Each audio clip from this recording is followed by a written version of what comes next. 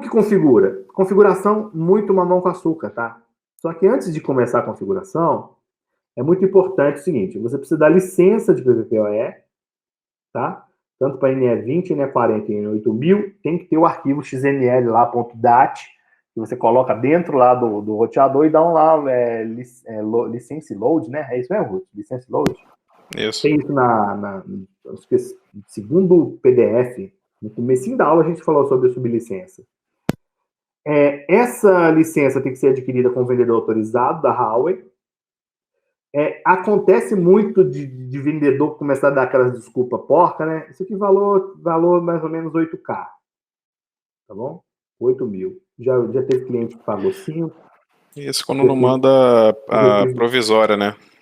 Existe cliente que já pagou 12. Isso aí depende do dólar, depende do... depende, né?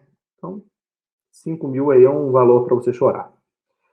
Outra coisa, tá vindo no euro. cliente recusando, se o vendedor recusar vender a licença com a Huawei, pede por escrito, fala, olha, por gentileza eu vou te mandar um e-mail e você recusa a venda por e-mail, por escrito, para eu passar para o meu chefe aqui, tá bom? Você vai lá no canal da Huawei, entra em contato com o representante do Brasil e fala pro cara, ó, esse vendedor aqui dessa empresa CNPJ tal se recusou a vender uma licença para mim. Porque ultimamente, tá essas coisas, os microtiqueiros estão começando a invadir o mundo do Huawei, ou seja, é claro, estão aprendendo direitinho. Mas aquela galera que, tipo assim, vai lá e mete o comando que achou no Google, no fórum, aí dá pau, aí o cara do suporte lá tá com o maior desânimo de analisar o seu roteador, o cara tá com preguiça, o cara pensa assim, deixa eu vender, cara, eu não quero dar suporte. Suporte é chato, aí eu não quero ter que pagar um consultor especialista, eu não quero ter que pagar um cara de rede, eu quero pegar aqui esses boçais estagiários aqui para dar suporte, eu não quero que esses caras tenham problema. Então, tudo que os caras entendam de problema, eles não tentam resolver, não. Depois é uma desculpa porca. E a desculpa porca da vez é essa que está me irritando há muito tempo. Que Huawei não aguenta fazer PVPoE com muito usuário, que Huawei não aguenta fazer CGNAT, que Huawei derruba o usuário, que não bate a banda, todo tipo de desculpa porca possível. Quando você vai lá e tira 5 minutos para analisar, você fica uma bobeira. Né? André não está no curso não, né? André Brandão, meu irmão? Não. Tá aí não, ele né? tava aí. Acho que não tá não. André pegou um problema outro dia lá que o usuário não batia a banda contratada. Aí que ele foi descobrir que o Reidos estava mandando lá um parâmetrozinho de controle de banda e, de acordo com o manual escondido da Huawei, lá tinha que ter um número que é múltiplo do outro, que é não sei quantas vezes. Aí ajustou o parâmetro, o problema resolveu. Ao que o cara falou, eu sabia que PVPoE Huawei não serve para PVPoE. Outro problema, tinha um cliente que não estava abrindo o WhatsApp. Não tinha nada a ver com o Huawei, problema. O WhatsApp dele parava de funcionar intermitentemente. E era um problema de CDN. Aí o que aconteceu? Ele ligou para a Huawei, o que os caras da Huawei falavam, é porque você fez CGNAT na mesma caixa do PVPoE, a Huawei não aconselha isso, que não aguenta nada, que dá pau, que é cheio de bug, aí o cara ficou na minha orelha, falando que ia comprar um monte de CCR. Aí o que aconteceu? Fomos lá, custamos descobrir o problema, eu e o Alisson, e resolvemos o problema resolvido. Então assim, é muito foda, cara, muito ruim mesmo, esse monte de nego preguiçoso de trabalhar, ruim de rede, não entende nada de protocolo, não testa nada, não sabe fazer debug, não sabe fazer captura de pacote, não sabe criar um ambiente de depuração, de homologação, e fica aí dando essas frases prontas, né? Huawei não aguenta CGNAT, tem que ter uma caixa para PPPoE, outra para BGP, entendeu? Então, paciência. NE20 aguenta 32 mil usuários, NE40 65 mil, NE8000 65 mil, tá? Então, uma vez que a gente já está com a licença ativa, vamos para configuração. Eu fiz aqui um pequeno esquema de como que são as interdependências entre os objetos, tá? Então, os objetos têm que ser configurados no sentido de fora para dentro. Então, primeiro, a gente tem que configurar o prefixo de PV6 para uso local e o prefixo de PV6 para uso delegado e depois o pool de PV4. Feito isso, temos que configurar o Authentication Scheme, que aponta para o Radius, o Account Scheme, que aponta para o Radius, e o Radius Server. Feito isso, a gente vai poder configurar o domain. O domain aponta para todas essas configurações. Então, no domain, a gente aponta para o servidor Radius que vai ser usado, para o esquema de autenticação que vai ser usado, de contabilidade que vai ser usado, o pool de PV4 que vai ser distribuído, o pool de PV6 que vai ser distribuído e o pool de PV6 que vai ser delegado. Feito isso, o domain estará configurado. Com o domain configurado, a gente vai configurar o Virtual Template, que é do Virtual Template que se tira o MTU, o MSS, os tipos de autenticação, PAP, SHAP, MS-SHAP, quase todas as opções de PPP ficam aqui no Virtual Template. Então, temos as opções de PPP configurado, aí nós vamos ter que vir na interface, colocar lá o comandinho user VLAN e apontar para o domínio que a gente vai usar. Patrick, posso ter quantos pools, quantos domínios, quantos servidores PPPoE, quantos VLANs eu quiser? Pode, e ainda pode ter VRF. Nessa parte é legal. Você compra um Huawei lá, NE40, N8000, que consegue autenticar uma quantidade tão grande de usuários, já está muito comum agora os provedores comprarem em conjunto, né? Se tem 5 provedores estão unidos ali, eles compram uma caixa. Dá para totalmente ter um PPPoE que atende um provedor numa VLAN, que autentica num radius dele, e que o usuário ainda cai na VRF que vai para o CGNAT para a borda dele. Então, devido a essa organização, a virtualização aqui é quase que infinita. Então, quando a gente vem aqui para configurar o PPPoE, uma das coisas mais chatas que tem aqui, né, Wilson, é que cada comando, você dá um comando, você vai digitar o outro e ele fala assim, não pode porque você não deu commit no anterior. Isso é muito chato. É commit linha por linha. Para você não sofrer com commit linha por linha, você faz o quê? Na hora que você vai entrar no roteador, dá esse comando aqui, ó, system view immediately. Ou seja, ele vai dar commit assim que você dá enter. E dessa maneira, todos os comandos que estão aqui nos slides de exemplo vão poder ser executados assim, numa única colada, o roteador está pronto. Senão, tu vai ter que pegar o TXT e dar comando por comando por commit. Então, primeira configuração de boot. Essa configuração de boot aqui, você só cola ela, tá? Todo Huawei que chegar para fazer PPPoE, cola. Por quê? Esse PV6 DUID, se você não configurar esse PV6 DUID, aqui eu botei um monte de coisa, tá? Um monte de hexadecimal repetido aqui no teclado, mas aqui você pode alterar, por exemplo, o final para B. Tá bom? É bom você deixar as caixas com isso aqui repetido, não. Colocou isso aqui, se você não colocar isso aqui, olha, o usuário nunca vai pegar IPv6, tá? Nunca vai pegar IPv6. Então, você configura tudo, configura pool, configura DNS, tudo, você faz tudo bonitinho. Esqueceu esse comando, o IPv6 não funciona. Era só um detalhe, né? Vai no AA e ativa essas opções. Ativa aqui PPPoE Max, isso que é a opção basicona. E, primeira coisa, lembra aqui, ó, a gente sempre começa configurando o pool, né? Essa aqui é a nossa primeira seção a ser configurada, é a seção de pool. Então, tá aqui uma régua básica para você configurar pool. Não acredito que ninguém vai montar um servidor PPPoE com menos de 256 equipamentos, né? Como a gente sabe que a caixa varia entre NE20 com 32.000 e NE8000 com 65.000, a gente meio que já corta a régua numa dessas duas opções aqui, né? A gente corta a régua por aqui, ó. Então, tu vai configurar um servidor PPPoE, já mete 16.000 IPs no pool. Já mete lá 1/16 no pool, tá? Não repete pool. Você vai ter que montar 8 servidores PPPoE na mesma caixa para 8 provedores diferentes, todos na VS Admin, mas separados por VRF, por exemplo. Você vai lá e cria o pool. 100.80 para o primeiro provedor, 100.82 para o segundo provedor, 100.84 para o terceiro provedor. Não repete pool.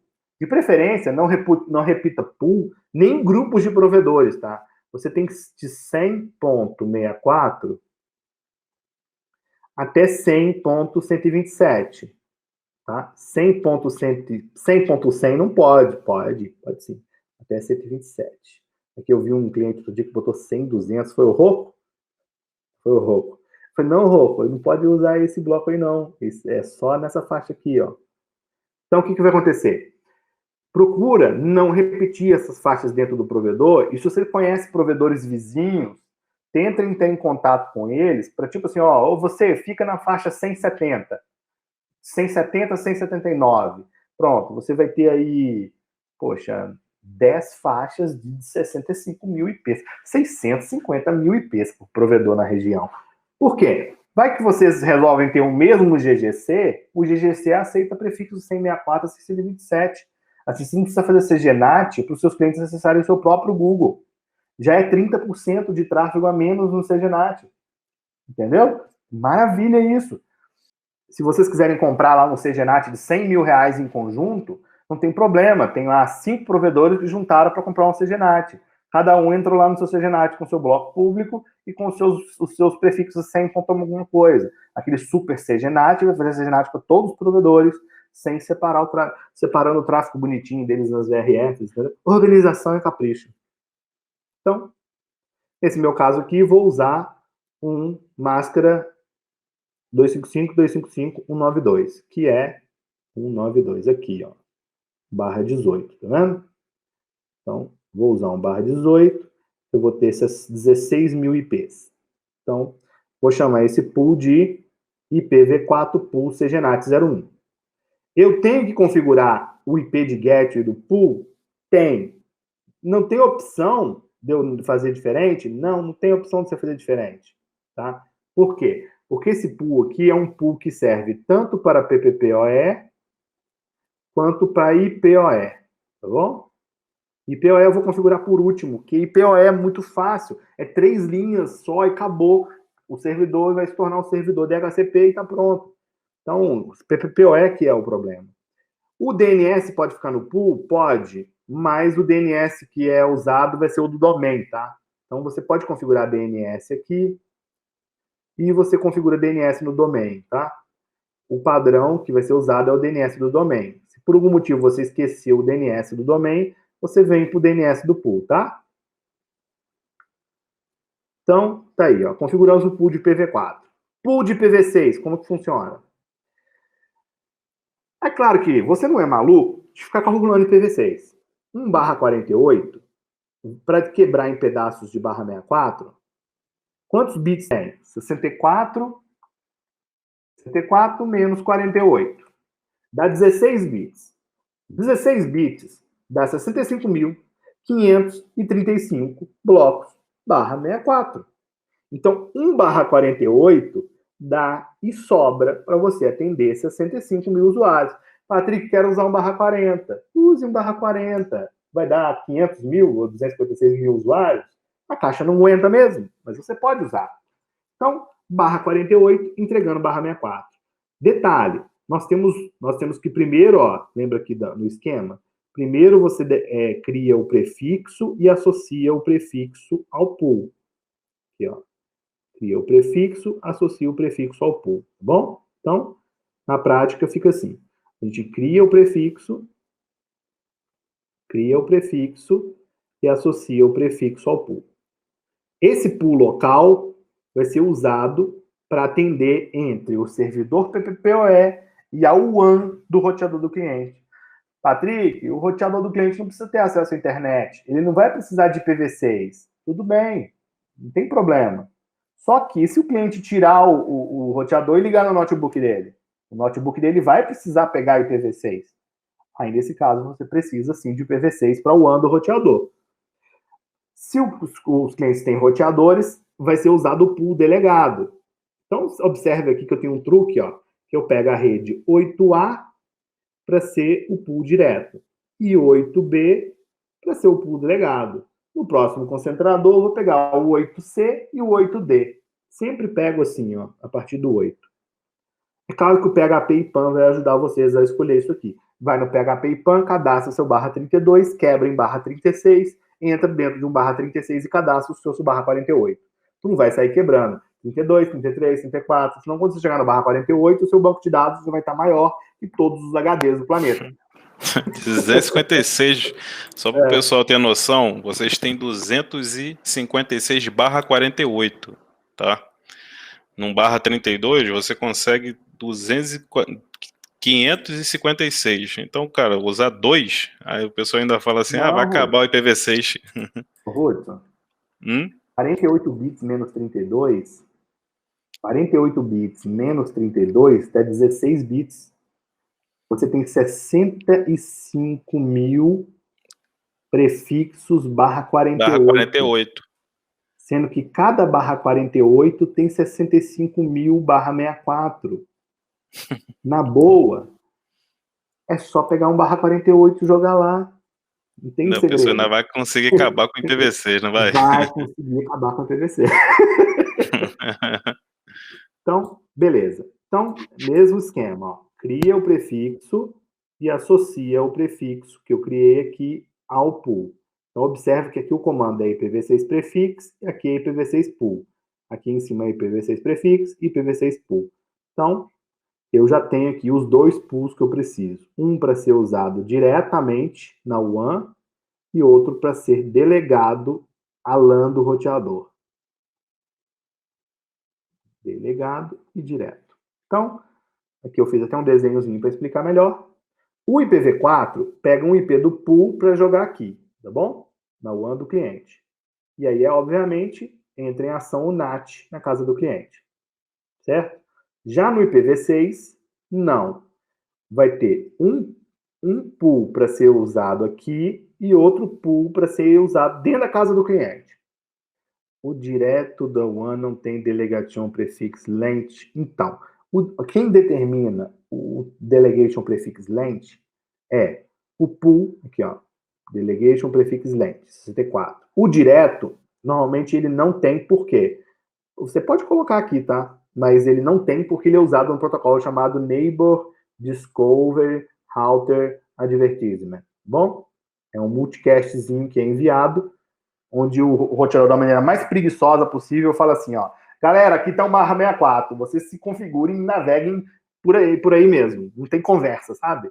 Já aqui, olha, aqui vai ser usado DHCP. Aí no DHCP, você precisa especificar por quê? Porque o cliente vai te pedir por padrão barra 64. Barra 64 é o padrão de IPv6. Entende? Agora, o cliente pode pedir barra 62, barra 50. Só que se você, por exemplo, quiser usar um barra 60 aqui, você andou 4 bits. Então, você vai ter que andar 4 bits aqui também. E diminuir o pool para barra 44, tá bom? Vamos lá. Bruxão. Configuração de radius. Aqui, ó, comandinho importante, ó. Você vai informar que o radius vai usar como IP de origem o IP da loopback 0. Bom? Se você não botar esse comandinho aqui, fica automático. E se você tiver duas WAN, ou nós vamos ter 3 WANs, no ambiente perfeito são 3 WANs, no mínimo. Então, coloca aqui. Tudo isso aqui é a opção padrão, sempre mais moderno, versão 2, versão 2, versão 2, que ao mesmo tempo que pode ser atribuído no concentrador, pode ser atribuído via rede. Isso aqui é a configuração de COA, e isso aqui é padrão, só cola lá. Aí que vem a configuração do servidor radius. Você vai apontar aqui qual que é a secret, qual que é o servidor, a porta, né? O IP e a porta do servidor de... Aqui é errado, aqui é 3, tá? Aqui é 3, ó. É 18, 13.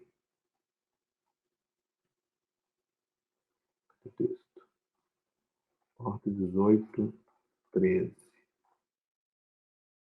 18, 12 e 18, 13, tá? Errado. Timeout, 3 segundos, retransmite 2 vezes. Isso são configurações boas, tá? Username original é do jeito que o nome do usuário vier do roteador do cliente, vai ser encaminhado para o servidor redes. Timeout 25. Se passar 20 segundos e não houver resposta, deu ruim. Tudo isso aqui é opção padrão. Padrão, padrão, padrão, padrão, padrão. Mexe em qualquer coisa disso aqui e vai dar ruim. O COA tá aqui, ó. Aqui, ó. COA. Bom? Autorização de COA.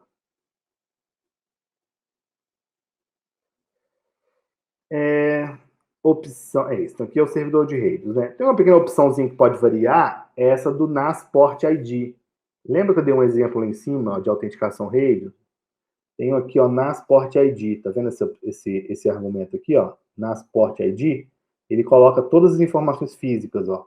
Isso significa que está na porta giga 0, 3, 13, VLAN 601.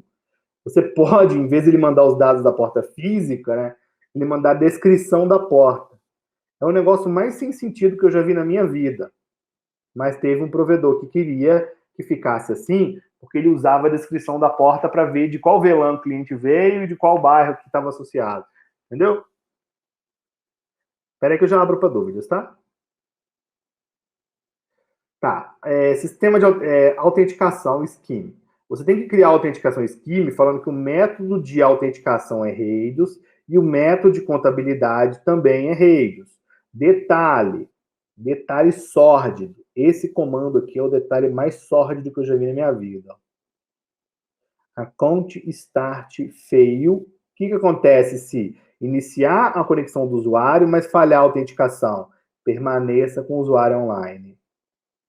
Normalmente, a autenticação é muito rápida no Rails, mas a contabilidade, o cara tem uma tabela do Rails lá que está com 5 milhões, 8 milhões de registros, cada vez que os usuários vão autenticando, aquela tabela vai crescendo, chega uma hora que a tabela está tão grande que o Rails está travadão, começa a dar uma porrada de pau. Sem essa linha aqui, se a contabilidade falhar, derruba os usuários. O que acontece? O servidor Rails já está estressado. Aí, o que o PPPoE faz? Não consegue fazer a contabilidade, derruba os usuários, é aí que o Rails vai ficar mais estressado mesmo. E aí a rede normalmente tende ao colapso. Então, se você não botar esse comando aqui, é um ótimo comando para você colocar quando você faz serviço fiado. Um dia o cliente vai explodir. Tá. Esse pequeno slide aqui, olha, é um ajuste fino muito louco. Você pode criar esse negócio chamado user group. O que é o user group? É uma espécie de lista de endereços onde ele vai agrupar todos os usuários. Então, o que acontece? Na hora que eu vou criar um domain, ó, no domain, eu falo que esse domain está associado a um user group, tá vendo aqui? User group 1. Então, como eu já tinha criado o user group antes, se eu tiver uma ACL ou uma PBR, eu posso falar o seguinte, olha, numa regra de ACL, em vez de eu botar o IP de origem, eu falo que o IP de origem está dentro do grupo. Isso é uma maneira de fazer address list. Então, o usuário está autenticando lá num domain, autenticou 500 usuários, cada um com um IP diferente, uns IP que veio do Rails, outros IPs que vieram do pool, mas você quer todo mundo numa única lista. Então, você referencia assim, você cria um grupo. Todos os usuários que autenticaram naquele domínio vão entrar nesse mesmo grupo. E aí você consegue, na CL, referenciar pelo grupo. Outra dica incrível, que é no caso você precisa de licença, tá? De VRF, é isso aqui, ó. Tu cria uma VRF de usuários PPPoE. Tá vendo aqui? Aí tu vai lá e faz a mesma coisa. Coloca Router Distinguer, coloca VPN Target, tá vendo aqui?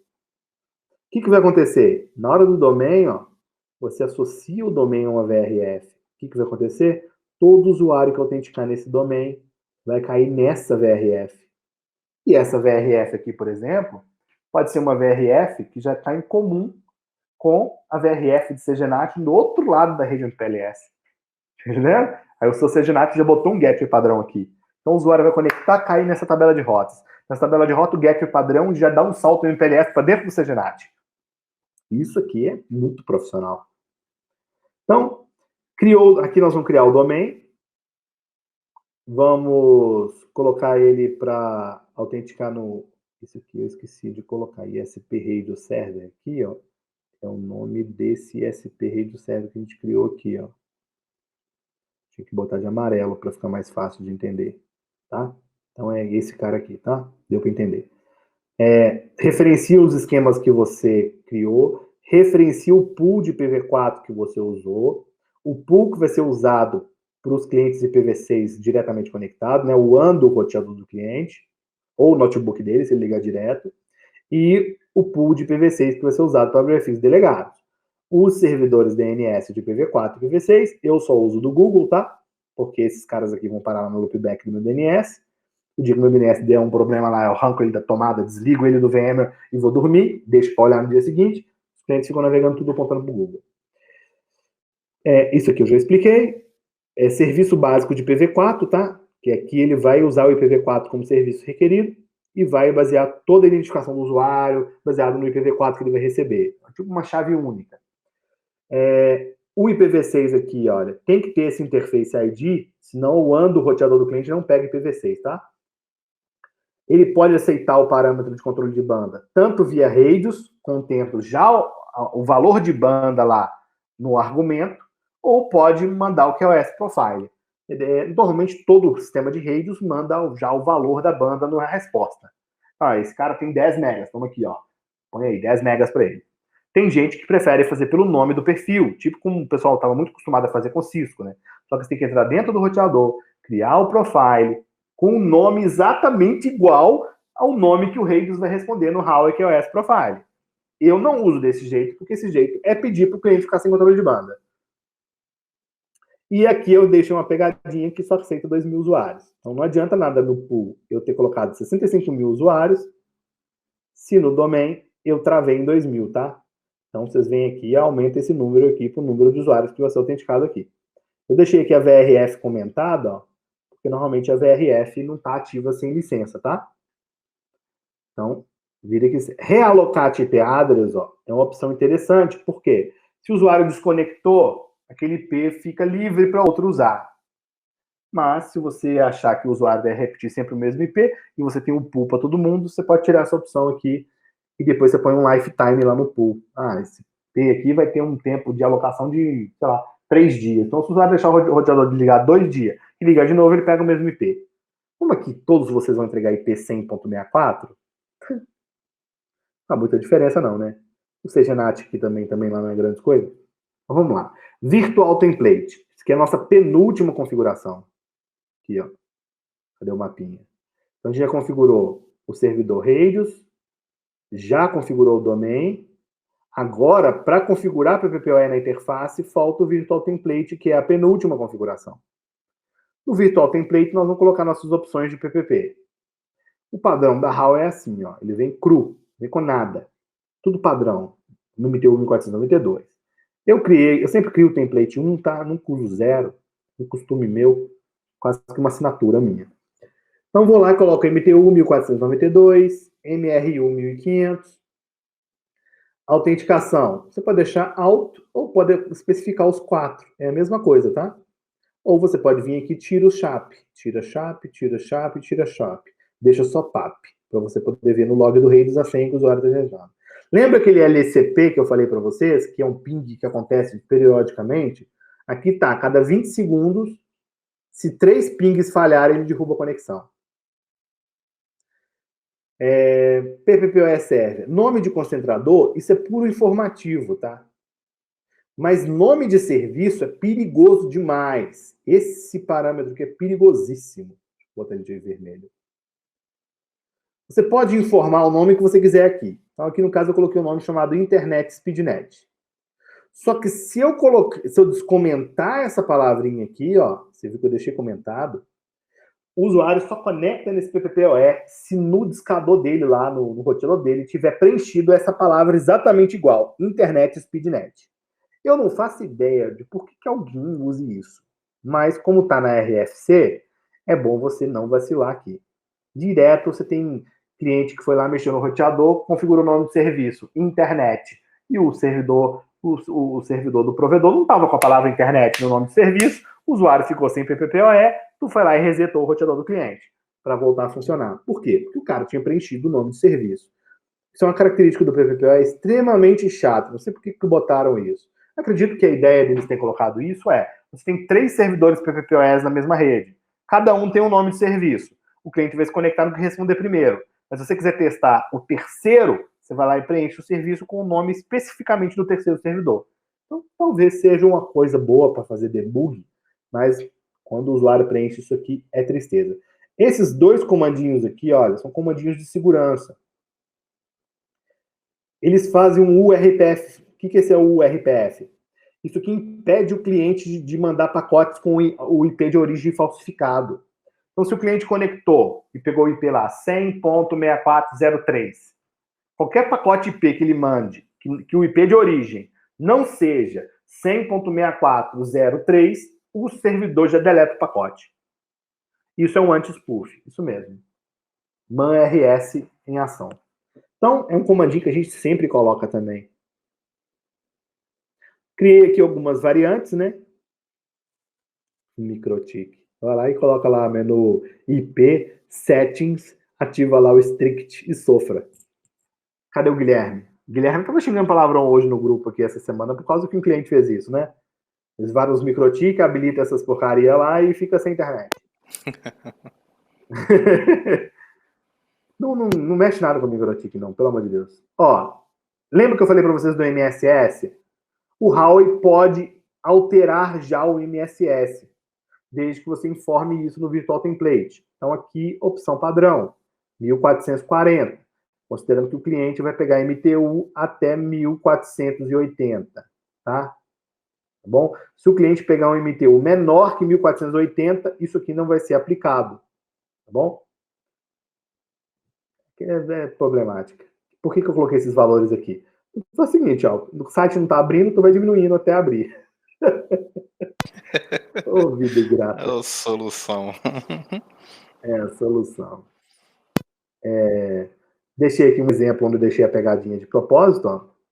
Caso alguém tenha achado esse slide aqui, tipo no grupo do Telegram, alguém compartilhou, o cara vai pegar isso aqui, vai colar lá e vai ficar sem o PPPoE funcionar.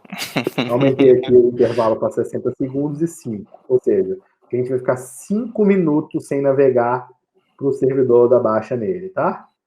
Essa Quem não assistiu a aula? Eu deixei aqui 1480, que é para ser igual do MikroTik, o cara achar que essa aqui é igualzinho, entendeu, Rui?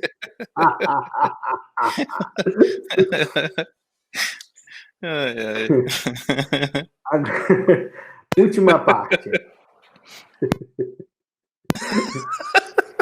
Que vai acontecer, tu sabe disso. Claro, já fiz maldade. Então aqui, ó. A última fronteira, então, é configurar a interface para atender os usuários PPPoE, né? Nós já configuramos todo o esquema. Vamos configurar agora a interface. Aqui. Bom, alguns exemplos de configuração. Você vai na interface e dá para um número de interface virtual. É claro que a gente sempre tende a fazer com que esse número aqui, ó, seja o mesmo número da VLAN. Mas só que no caso do PPPoE, isso não se aplica, porque o PPPoE tem um facilitador preguiçoso. Você não vai usar VLAN.1Q aqui. Você vai usar um negócio chamado user-VLAN. User-VLAN. Você pode informar um número, tipo assim, de 1 a 4094. Ou você põe essa palavra mágica chamada NORDER. O que esse NORDER significa? Qualquer VLAN que não esteja configurada em outra subinterface da interface 036 vai ser aceita sem você cadastrar. Que, Patrick? Se eu pegar, então, a porta de 10 GB, de 40 GB do meu NE40 e ligar na uplink de 40 GB da minha OLT e botar esse NORDER, eu não consigo falar essa palavra em inglês, NORDER, qualquer VLAN que eu usar na minha OLT vai autenticar no PPPoE? Vai. E isso é maravilhoso. Outras formas de configurar. Não esquece do shutdown, tá bom? Outras formas de configurar. Você pode vir aqui e falar o seguinte, ó. User VLAN 411, que está dentro de uma VLAN 226 aqui, o WinKill. Ou você pode informar uma faixa de VLANs. Então, por exemplo, 412 vai até 490, tá bom? Não é 412 dentro da 490, é uma faixa de VLANs. Então, você configurou aqui uma faixa de VLANs. Ou você pode botar as VLANs aqui separadamente. Se você uma configuração semelhante a essa aqui, seria você bater aqui, ó, de 2 a 4.000. Então, qualquer VLAN de 2 a 4.000 vai funcionar nessa interface. Só que vai contar tráfego do SNMP somente nessa subinterface virtual que você criou aqui, tá? Somente nessa, ok? Obviamente que você chega no provedor e o cara tem um MikroTik lá com 100 VLANs, onde o cara criou 100 servidores PPPoE quando ele não fez uma bridge nas 100 VLANs e botou o PPPoE na bridge. Aí o cara chega aqui no Huawei e começa, Rudes. O cara vem aqui no Huawei, e o que ele me faz? Ah, Patrick, mas eu quero assim porque eu quero ver. Interface, giga, 0, Aquele pessoal gosta de monitorar. 9.100. User VLAN 100. E o cara vai lá. VLAN 101. E vai e cria user VLAN 101. Ele quer VLAN 102. Ele cria VLAN 102. Aí ele vai criando lá. Quando você entra no roteador do cara e dá um display current, tu tem que segurar a barra de espaço ou dar um type no more, porque fica subindo uma hora ali um monte de interface. Como Uma na bíblia. interface que você associa o domínio, né? Que eu vou vir no próximo slide. Como é na interface que você associa o domínio, que é onde ele vai pegar o PPPoE server, onde ele vai pegar o pool, o cara vai ficar criando um monte de VLAN, cara. Isso aqui vai ficar muito grande. Simplesmente vem aqui, mete um user VLAN de 2 a 4094 ou NORE e deixa o pau quebrar nessa interface aqui. Ah, mas eu quero saber porque essa VLAN vem dessa ponta, essa outra VLAN vem da outra ponta. Monitora o LT, cara. Pelo amor de Deus. Então, essa aqui é a configuração da interface. Ó. Da user VLAN, ativa a estatística, porque senão ele não vai mostrar os bytes dela lá no SNMP, tá? Pode ativar IPv6, coloca aqui PPPoE Server Bind, e aqui você vai informar qual vai ser o virtual template, onde ele vai buscar as opções de PPP. Aquela coisa, autenticação PAP, SHAP, MTU, MSS, tudo vai vir aqui do virtual template. E você dá aqui o comando bas, commit, e dá aqui, ó, L2 subscriber, default domain, authentication, põe aqui o seu domínio, e aí tá pronto. Então, se você quiser monitorar VLAN por VLAN, você vai ter que criar uma subinterface para cada VLAN. Se você quiser fazer isso no servidor PPPoE. Como que eu pego agora as rotas dos usuários? Normalmente lá quem vem de MikroTik, quem vem, pega tudo lá, vai no SPF ou no BGP e coloca importar rotas conectadas. Aqui no servidor PPPoE, as rotas de usuário PPPoE têm um tipo específico, que são os UNR, User Network Route, tanto IPv4 e IPv6, se você estiver usando com AS privado, né, que é o meu método favorito. Já se você quiser usar o SPF e encher a sua rede de barra 32 e encher a sua rede de barra 64, você vai no SPF e dá import UNR, seja o SPF de IPv4 ou o SPF de IPv6. Ele vai importar tanto o prefixo sumarizado quanto os prefixos picados. Vai caber a você associar uma route policy aqui se você não quiser pegar os picados, tá bom? Então, se você não quiser pegar os picados, você vem aqui e coloca route policy. Aí você coloca aqui, ó, BGP, import UNR IPv4. Você vai criar suas políticas aqui, né? Permite Node 10. Aí você vai criar aqui as suas regrinhas, né? Eu vou explicar isso na próxima aula. Eu vou dar alguns exemplos disso na prática. Aí basta você associar aqui, né? Ou associa aqui em cima, né? Que é melhor, fica mais bonitinho, né? BGP, né? BGP. Você faz assim, ó, importa e passa numa route policy. Na route policy você faz o seguinte, ó, IPv4 dentro de 100.64 com máscara barra 32 joga no lixo. O resto pode puxar para dentro. Aí você vai puxar o prefixo sumarizado do pool e vai puxar também os prefixos de IP público dos clientes. Pega isso, manda para cima e é só alegria.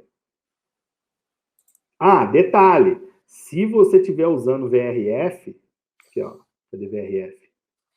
Se você estiver usando VRF, esse import UNR tem que ser feito dentro da VRF, tá bom? Dentro do SPF da VRF ou dentro da VRF lá na configuração de BGP, igual a gente explicou na última aula.